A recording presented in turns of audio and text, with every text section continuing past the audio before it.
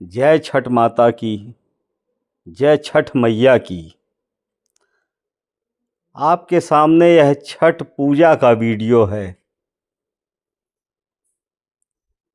कुछ समय पहले तक छठ का यह पर्व सिर्फ बिहार का पर्व कहा जाता था, परंतु अब यह समूचे भारतवर्ष का पर्व बन गया है और आज विश्व में सनातनी जहाँ जहाँ रहते हैं, यह पर्व बहुत ही धूमधाम से मनाया जाता है। यह पर्व विशेष रूप से छठी माता की पूजा और सूर्य की उपासना का पर्व है। यह पर्व अपने संतान के सुखी जीवन, उसके अच्छे स्वास्थ्य और समृद्धि के लिए किया जाता है। इस पर्व की शुरुआत कहाँ से हुई, इसका भी किस्सा है, कहानी है। एक कथा के अनुसार राजा प्रियबंद निसंतान थे। उन्होंने महर्षि कश्यप से अपना यह कष्ट बताया और महर्षि कश्यप ने उन्हें पुत्रेष्ट यज्ञ करने की सलाह दी। यज्ञ का आयोजन किया गया और यज्ञ में आहुति के लिए जो खीर बनवाई गई थी, वह खीर राजा की पत्नी मालिनी को खाने के लिए दी गई। परिणाम स्वरूप उन्हें एक सुंदर पुत्र रत्न की प्राप्ति हुई। उसी समय ब्रह्मा की मानस पुत्री देवसेना प्रकट हुई।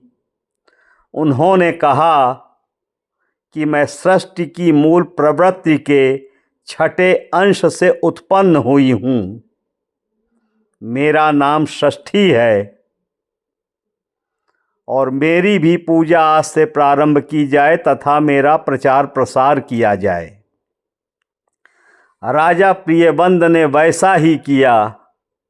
परिणाम स्वरूप उन्हें एक और पुत्र रत्न की प्राप्ति हुई। इस दिन षष्ठी का दिन था। एक कथा के अनुसार माता सीता ने भी षष्ठी का उपवास रखा था, व्रत किया था, पूजन किया था।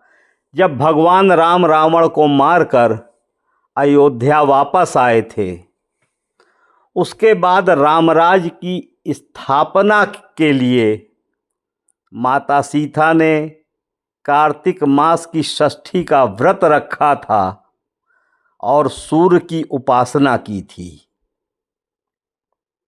महाभारत के प्रमुख पात्र कर्ण सूर्यपुत्र ही थे।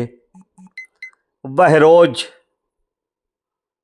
नहाकर सूर्य को जल अर्पित किया करते थे।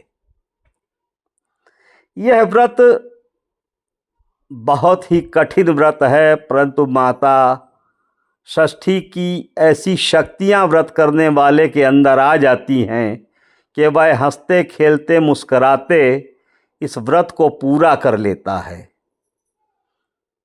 कार्तिक मास की चतुर्थी के दिन नहाए खाए से यह व्रत शुरू होता है।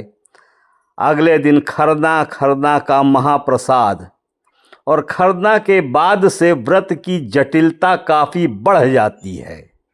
36 घंटे का निराजल व्रत। अगले दिन डूबते सूर्य को अर्घ्य दिया जाता है। डूबते सूर्य को अर्घ्य देने का वीडियो आपके सामने है। आसमान में बादल से छाए हुए हैं, तो सूर्य भगवान दिख नहीं रहे हैं अस्ताचल में, परंतु समय हो गया है।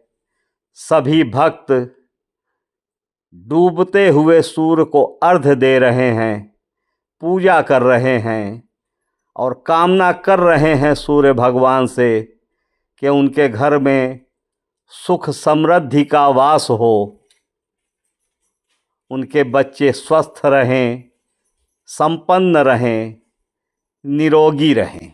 इस पर्व में सफाई का विशेष ध्यान रखा जाता है। जिन भी अनाज का इस्तेमाल होता है इस व्रत, इस पूजा में, उसको काफ़ी सफाई से घर में धोया जाता है। घर में सुखाया जाता है और इस बात का भी ख्याल रखा जाता है कि उस अनाज को पंछी भी जूठा ना कर सके। जो भी बर्तनों का प्रयोग होता है इस पूजा में वे सब बांस के बने होते हैं। सूप या टोकरी, स्टील के बने बर्तनों का उपयोग इस व्रत और पूजा में नहीं किया जाता है। ये डूबते सूरज को अर्घ देने के बाद अगली सुबह उगते सूरज को फिर अर्घ दिया जाएगा। उगते सूरज की पूजा की जाएगी। उसके बाद छठी माता का यह महापर्व, यह महाव्रत समाप्त होगा। पूरे भक्ति भाव से सभी लोग डूबते सूर्य को अर्घ देते हुए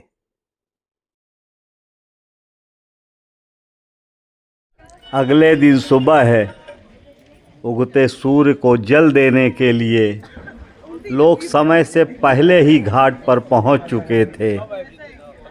एक कृत्रिम तालाब बनाया गया है, उसी में खड़े होकर सूर्य को जल देना है। बादल छंट चुके थे और सूर्य भगवान प्रसन्न होकर अपने भक्तों को दर्शन दे रहे थे। स्मरण रहे, कल शाम को जब डूबते सूरज को अर्घ दिया जा रहा था तो सूर्य बादलों के पीछे कहीं छुपे हुए थे। तो छठ माता का ये महापर्व, महाव्रत संपन्न होने के कगार पर है। यह व्रत, यह पूजा और सूर्य को जल वैसे तो नदी, तालाब या झील के किनारे किया जाता है, क्योंकि इसमें पानी में खड़े होकर सूर्य को जल दिया जाता है।